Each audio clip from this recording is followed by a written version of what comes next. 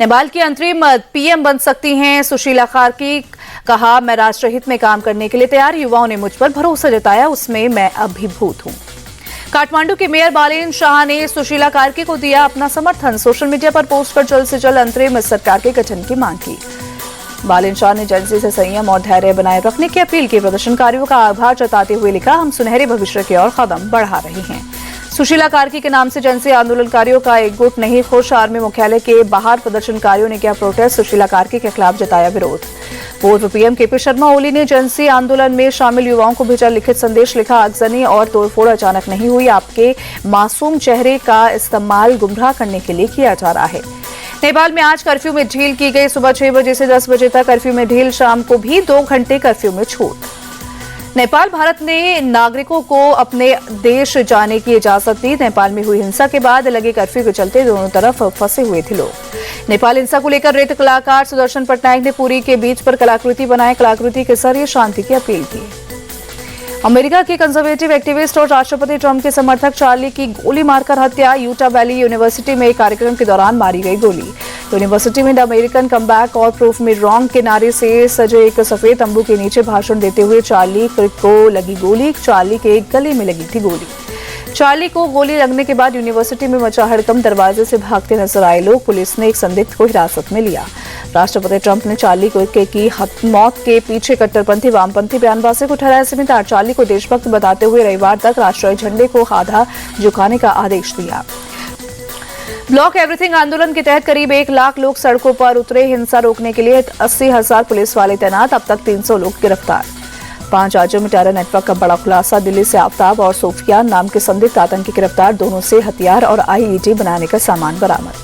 5 राज्यों से अब तक कुल 5 संदिग्ध आतंकियों की गिरफ्तारी। रांची से अजहर दानिश गिरफ्तार। दानिश के ठिकाने से केमिकल आईईडी बनाने का सामान बरामद। मध्य प्रदेश और हैदराबाद से भी एक आतंकी गिरफ्तार। दिल्ली से 2 और रांची के एक आतंकी की हुई गिरफ्तारी। पीएम मोदी आज उत्तराखंड का करेंगे दौरा। शाम 4:15 बजे उत्तरकाशी और चमोली के बाढ़ प्रभावित इलाकों का करेंगे हवाई सर्वेक्षण। पीएम मोदी हवाई सर्वे के बाद शाम 5 बजे अधिकारियों के साथ करेंगे उच्च स्तरीय समीक्षा बैठक। बाढ़ के हालात और राहत की लेंगे जानकारी। सीएम पुष्कर सिंह धामी भी रहेंगे मौजूद। पंजाब में बाढ़ से मरने वालों की संख्या 53 हुई। बाढ़ से 2185 गांव प्रभावित। जम्मू कश्मीर के पुंछ में लगातार हो रही लैंडस्लाइड, करीब 70 घरों को पहुंचा नुकसान। लोगों को सुरक्षित जगह पहुंचाया गया।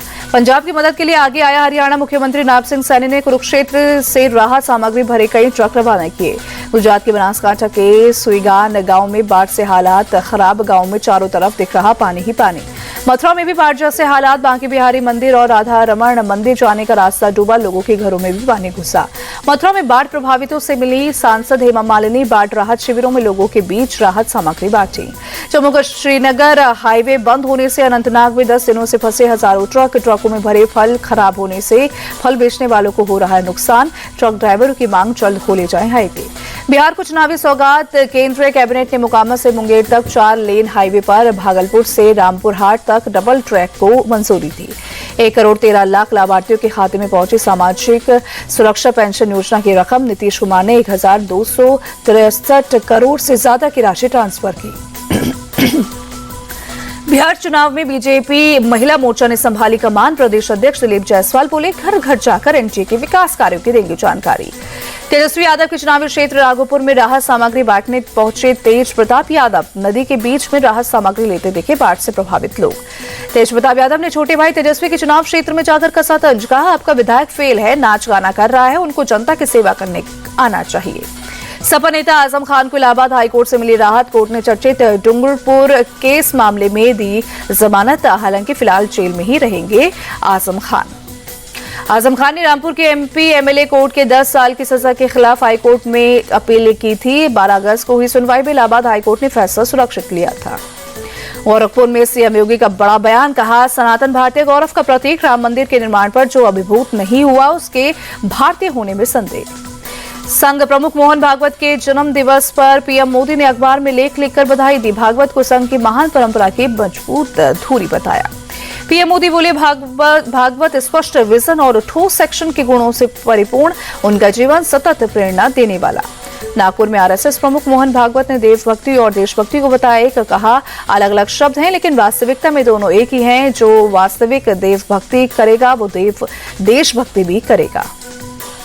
बंगाल की सीएम ममता बनर्जी की मांग, भारत भूटान जल बंटवारा समझौते में बंगाल का प्रतिनिधित्व होना चाहिए। सीएम ममता बनर्जी ने कहा, मैं बंगाल का विकास चाहती हूँ, इसलिए मुझे हर दिन अपमान सहना पड़ता है। मैं बंगाल के लिए कुछ भी सहने को तैयार। बीजेपी नेता सुवेंदु अधिकारी का ममता बनर्जी पर पलटवार, कहा बंगाल में हर तरफ भ्रष्टाचार, पुलिस गुंडे और मुख्यमंत्री के भतीजे राजस्व की लूट कर रहे हैं। पटना में आरजेडी के पूर्व नेता राजकुमार राय की गोली मारकर हत्या, बदमाशों ने 5 से 6 गोलियां मारी, हमलावरों की तलाश में पुलिस जुटी। दिल्ली के मोतीलाल नेहरू कॉलेज में कॉलेज प्रशासन के खिलाफ भड़का छात्रों का गुस्सा, छात्रों ने कॉलेज कैंपस में दिया धरना, प्रशासन के खिलाफ नारेबाजी की। छात्रों का आरोप, छात्र संघ अध्यक्ष के चुनाव के लिए 14 लोगों ने किया नामांकन, कॉलेज प्रशासन ने अटेंडेंस का हवाला देते हुए 13 नामांकन रद्द किए। ओडिशा सरकार ने शुरू की बुजुर्गों के लिए फ्री तीर्थयात्रा योजना, भुवनेश्वर से अयोध्या और वाराणसी के लिए ट्रेन रवाना। रिटायर्ड आईएफएस अधिकारी कृष्ण मोहन बने राम जन्मभूमि न्यास के नए ट्रस्टी, कामेश्वर चौपाल के निधन के बाद खाली हुई थी जगह। एशिया कप में आज बांग्लादेश का हांगकांग से होगा मुकाबला, अबू धाबी में रात 8 बजे शुरू होगा मैच। एशिया कप में टीम इंडिया का धमाकेदार आगाज, गेंदों के लिहाज से सबसे बड़ी जीत दर्ज की, 27 गेंदों में यूएई के खिलाफ जीता match. World champion boxing championship में भारत का एक मेडल पक्का, नुपुर शिवरान सेमीफाइनल में पहुंची, उज्बेकिस्तान के खिलाड़ी को हराया।